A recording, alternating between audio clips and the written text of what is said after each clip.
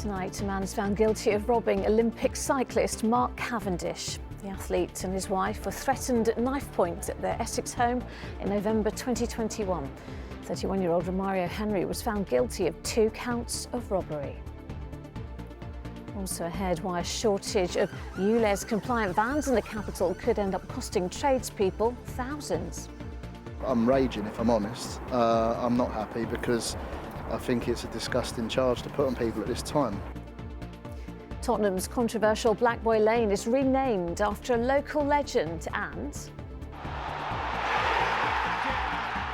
the goal that's helped Arsenal inch closer to Premier League glory. How Eddie Nketiah has gone from super sub to superstar. He was always a very determined character when he was at the school, and it just shows now when he's been given his chance on the pitch, he's taking it amazingly well.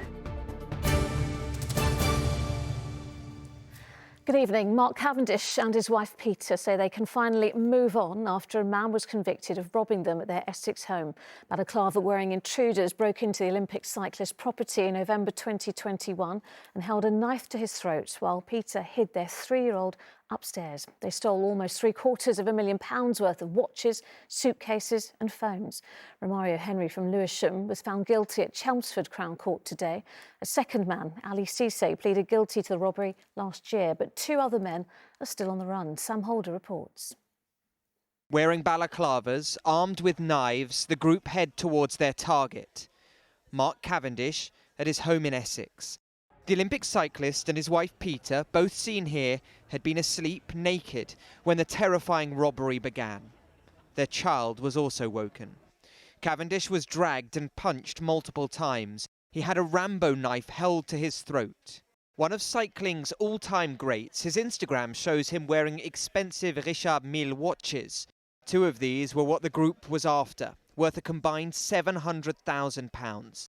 They've never been found, but 2 of the group that stole them have been. Romario Henry from Lewisham was found guilty of the raid in November 2021. Another, Ali Cisse, already pleaded guilty. There are ways of detecting these crimes outside of simply facial identity and fingerprints.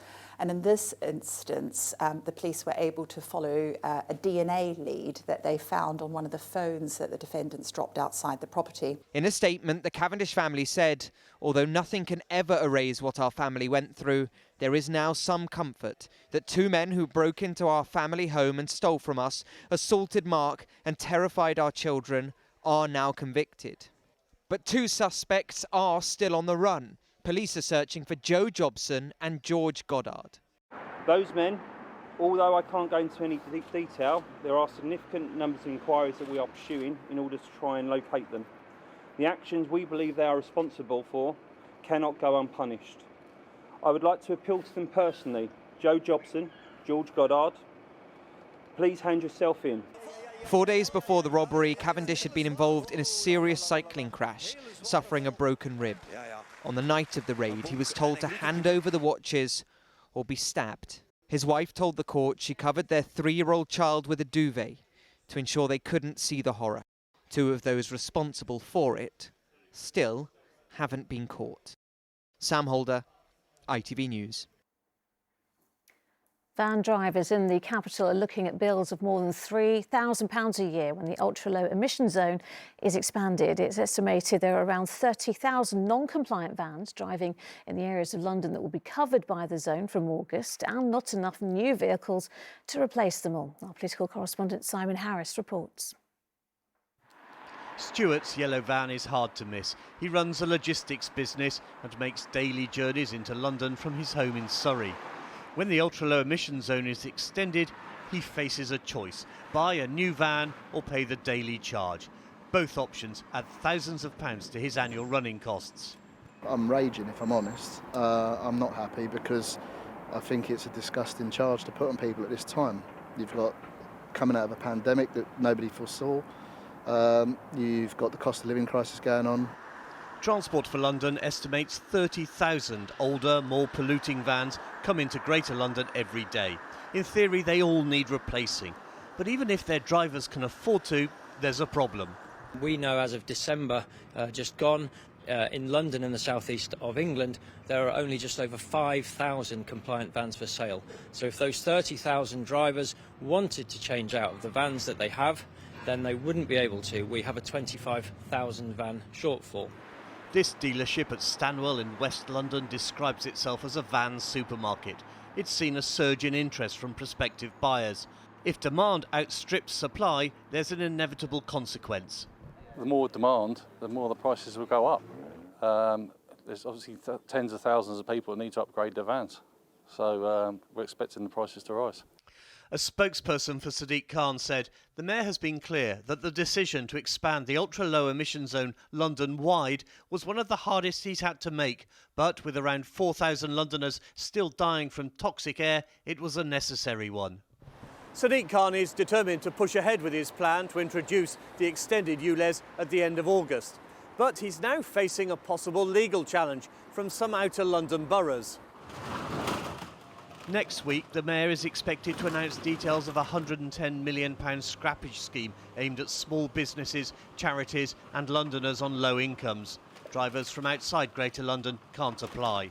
If the Mayor wants to press ahead with his ULEZ scheme and extending it to the outer boroughs, then we want to see a much more generous scrappage scheme and to extend the time that it takes to roll out. Drivers eligible for the scrappage scheme, which Stuart isn't, can apply for a grant of £5,000. But even the cheapest new van costs more than £20,000. Simon Harris, ITV News, Stanwell. A court has heard how a paranoid schizophrenic murdered a 76-year-old woman, then screamed, "I am God," just weeks after a lapse in his mental health support.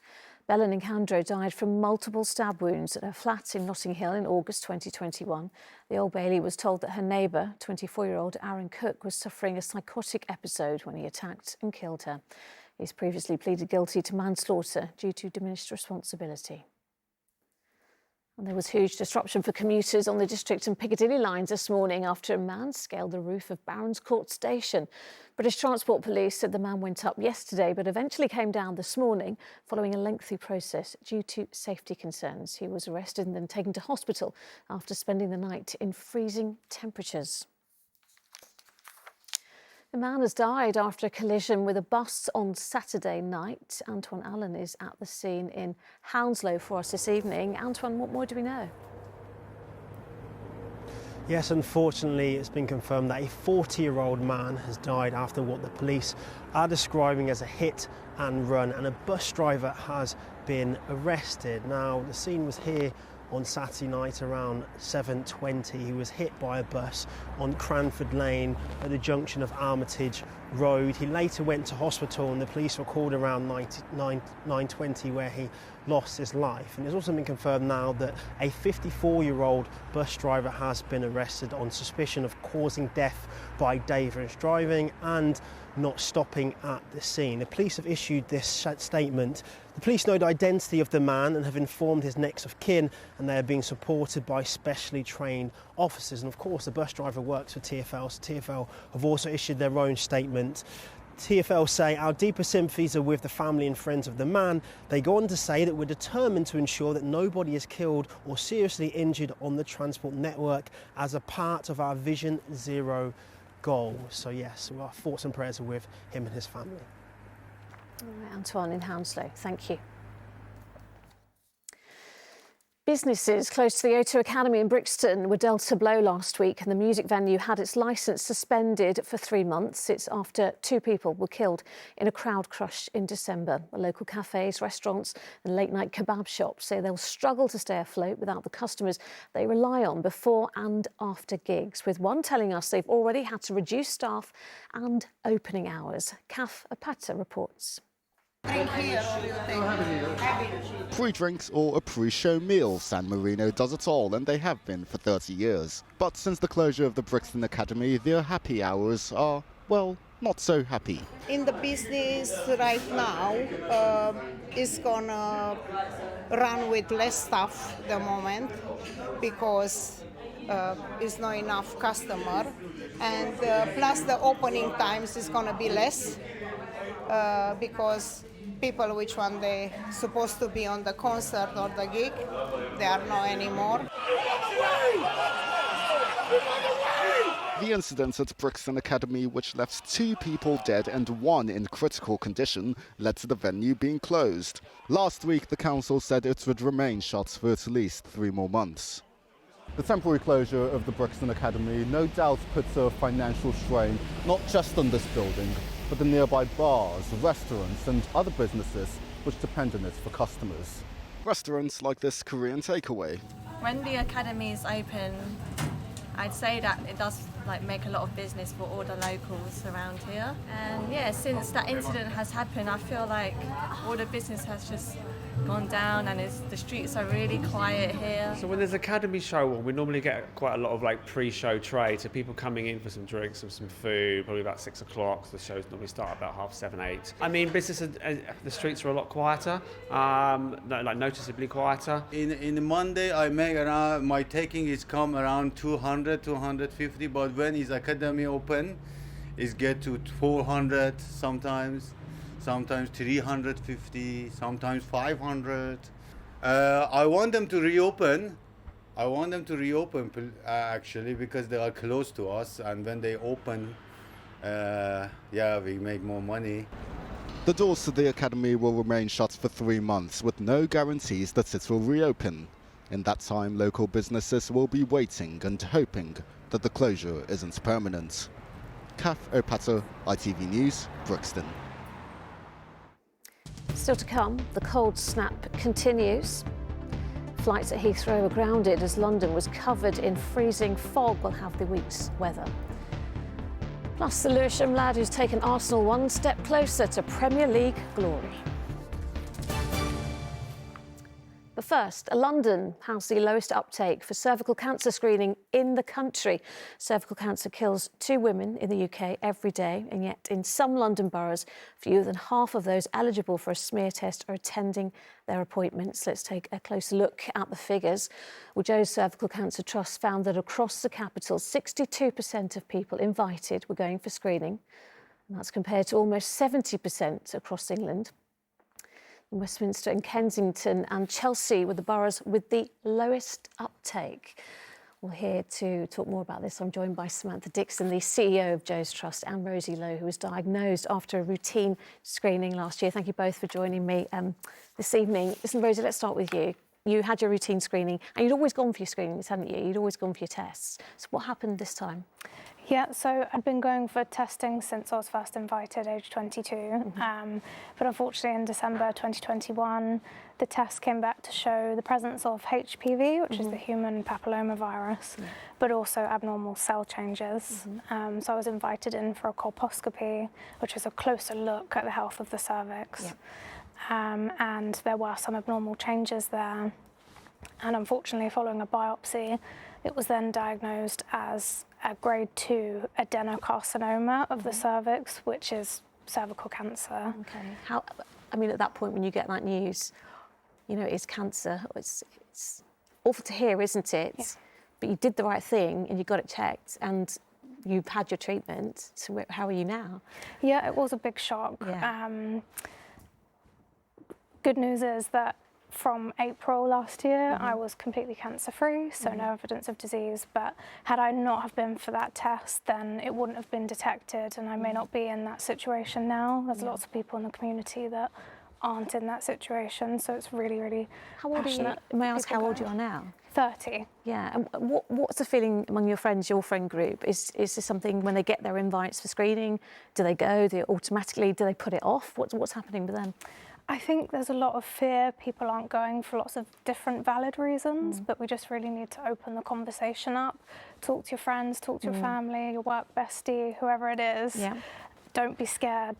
And Sam, that's really important, isn't it, that message, not to be scared, because there is still a certain stigma attached to it. But we've heard from Rosie's case there that it's so crucial and vital that people go and get their screening when they're invited. But we're seeing still lower numbers of uptake in the capital than anywhere else in the country. Well, we know worryingly that there's been a year-on-year decline in the number of women and other people with the cervix going for screening. And there are many reasons for that. We know that women with physical disabilities, for instance, may struggle more with the test, and women who've experienced sexual violence, for instance, may find it very difficult. But our vision at Joe's is a future where cervical cancer is a thing of the past, and we know that that is possible. It's within our reach because we have a wide-reaching HPV vaccination programme and cervical screening and colposcopy treatment. But what we're doing is calling on the UK government to take a leadership role in this, follow countries like Canada, Australia, Rwanda that have elimination strategies,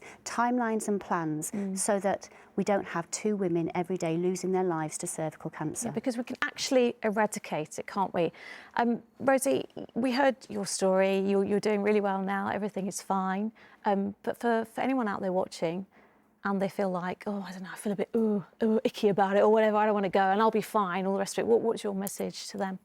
I would say reach out to Joe's Cervical Trust, look on the website, call the helpline. There's also the Eve Appeal, 2 very good charities that can give lots of help and guidance and just speak up. And what's it say on your badge there? Have you booked your smear test? There you go. What better message than that? Rosie, thank you so much. Sam as well, thank you. Next tonight, a street in North London has been renamed after concerns about its racial connotations. Black Boy Lane in Tottenham is now officially La Rose Lane in memory of the black poet and activist John La Rose. His grandson Ronaldo La Rose described the name change as a beautiful thing, while others have criticised it for being a waste of council money. Divya Kohli has the story. Today, locals woke up to a brand new sign, and perhaps a sign of things to come. Black Boy Lane has been renamed La Rose Lane because of the racial connotations of its former name, but a response too to the death of George Floyd in Minneapolis in 2020 and the anti-racist protests that followed it. This is a big change for the area, from Black Boy Lane to La Rose. Maybe it's a change for good, but the majority of residents who live on it didn't want it to happen. Well, I've got Paypoint here, I've got Oyster here and Lottery here, so we need to call them up and tell them the name on the road's been changed, but I don't know how long it's going to take for them to reopen the machines. I'm going to lose a lot of customers because of that. People on the job, on the thing, they have to go to the job centre, change their address. People have got people up and down the country, they've got to change the address and all the rest of it. It's very inconvenient. So, a controversial decision by Haringey Council, who also defended the cost of the new signage. So, rumoured to be £186,000. Lots of people will be reading that this morning and thinking, why are we paying for a road sign when there's a cost of living crisis? Your thoughts on that? Yeah, well, I mean, I take that on board, but actually, whatever we spend during this period, we get that criticism. This decision was taken by our corporate committee sometime last year. I appreciate we're in a cost of living crisis, and as a council, we're doing our best to support our residents through that crisis. La Rose Lane is named after black activist John La Rose, who came to Britain from Trinidad in the 60s and opened the first Caribbean publishing house, a man who shone a light on social injustice. Now we do know who John La Rose is. You can find out more information and see more about him and the tangible work that he has done throughout the years. So we know where that's come from. So it's kind of like better to look at it that way around than we don't know where Black Boy Lane came from. So that's how I'd look at it. So mixed feelings and opinions, but news of the change led to 2 sets of sisters, old best friends, being reunited on the road they grew up in. Maybe for our generation, we didn't think much about what it was. I didn't even think of it. But if you're looking at it through fresh eyes and what the connotation could be if it was a negative one, well, just to dispel that, isn't it worth making the change? And these old pals say change and progression is needed for these modern times. Divya Kohli, ITV News. The ITV News continues at 6:30. Here's a look at what's happening with Mary. Coming up in the programme, the PM admits there are questions to be answered about Nadeem Sahawi's tax affairs. Downing Street said today the Tory chair would face an ethics probe, but there are growing calls for him to be sacked. Also on the programme, a man's found guilty of a knife-point robbery at the home of cycling champion Mark Cavendish. The energy regulator vows to investigate why so many households are being forced onto prepayment meters. And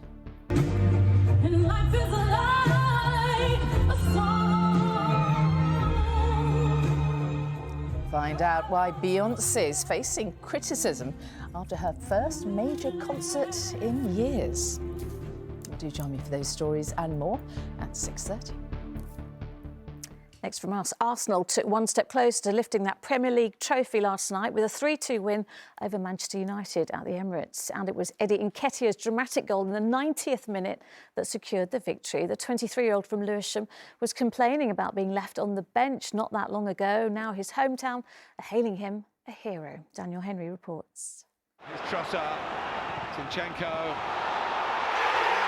Eddie Nketiah is a striker whose star is shining brighter than ever.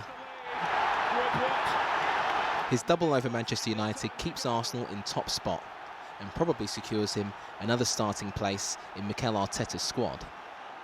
Something that seemed unthinkable just a few months ago, as he revealed in this interview. That's my biggest frustration. I can't remember a time I've ever had 3 games in a row to actually play. How can you judge someone? Give someone an opportunity, you know. If I start 3-4 games, I don't score, that's on me. But if I start one game, I'm starting okay, but we haven't scored and I'm off at 59th minute. What am I meant to do, you know? I'm coming on 8-7 minutes to come and save the day. It's difficult, bro. Oh, let's get that ball on the floor. That's it. His rise to the top started at this school, and today his old PE teacher told us what makes Eddie so special.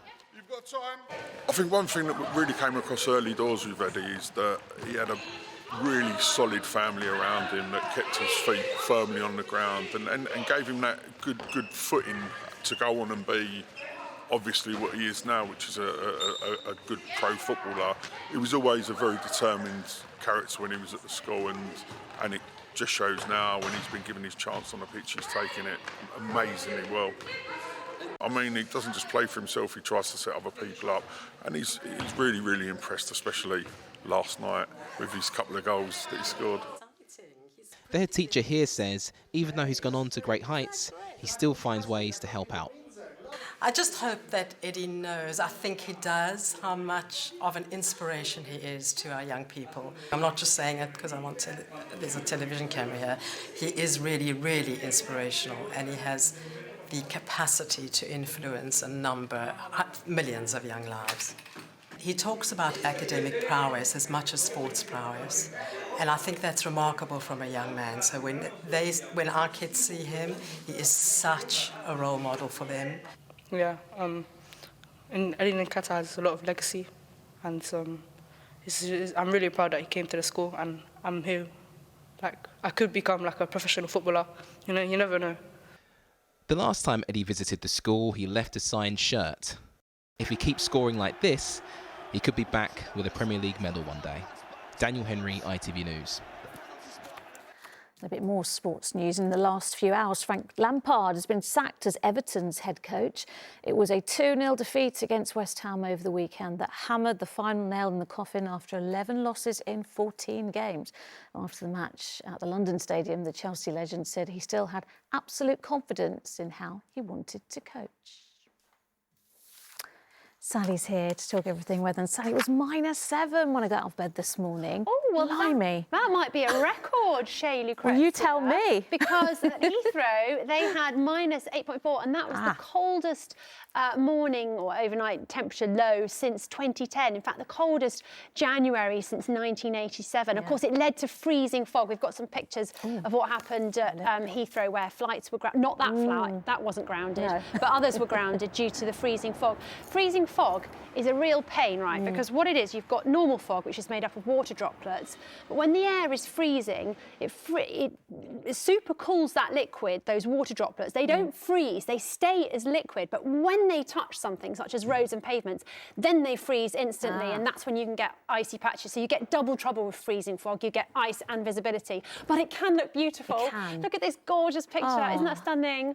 I think I might sort of disappear into that with my outfit on. Anyway, we might get a little bit tonight, but only in some areas. Most of us will hopefully be okay. Anyway, well, let's take a look. Here's all the details.